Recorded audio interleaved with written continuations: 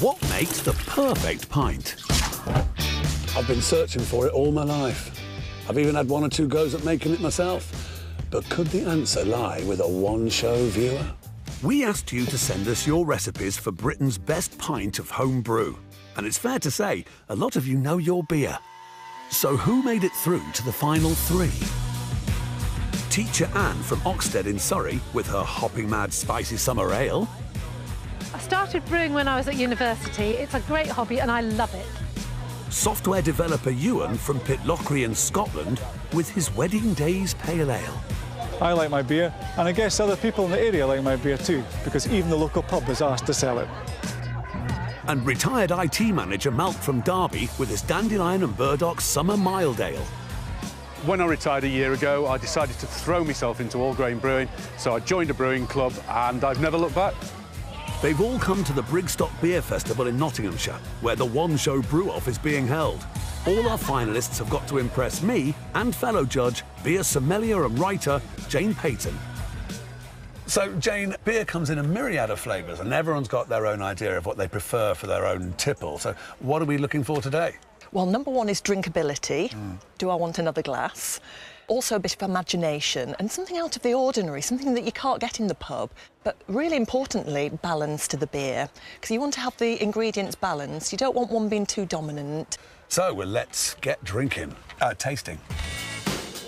First up is Anne, who's based her brew on her favourite food. I love the flavours of Thai food, so I decided that it would be a really good idea to try incorporating them into a beer. I add some homegrown chilies, the zest and juice of some lime, and some grated fresh ginger, and it makes it really different.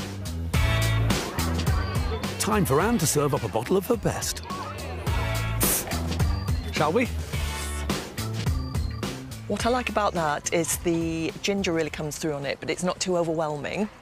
It's a spicy beer, and I would be very happy drinking that with a curry.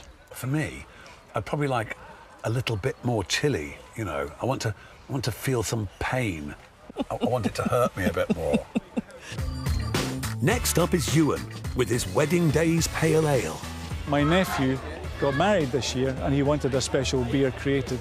So we used family-sourced ingredients, which include locally grown hops that I grew in a garden last year in Scotland, including honey from my brother-in-law's community bee garden in Hitchin. Oh. Nice. You get that real bready kind of smell coming off it, don't you? Here we go. Oh, wow, that's got a hop kick, hasn't it, to it? You can really get that sweetness from the honey. That is an absolute little Bobby Dazzler. Time for last orders. Final competitor Malk is giving a traditional drink an alcohol-infused spin. I've created a basic mild recipe, but left out the chocolate malt in case it clashes with some of the other flavours. And I add dandelion root, burdock root, licorice root, cool it, drain it, and ferment. Yeah. Snap, crackle and pop. Absolutely. You really get the licorice when you pop that in your mouth. Oh, you do. You really do. That's sherbet dib-dabs all along. Yeah. Stylistically fits in with what a mild is, and then he's pimped it a bit by putting some roots into it. It's closing time at our bar. 3 fabulous beers, but which is Britain's best? It's time for the verdict. The winner of the one-show brew-off is Ewan.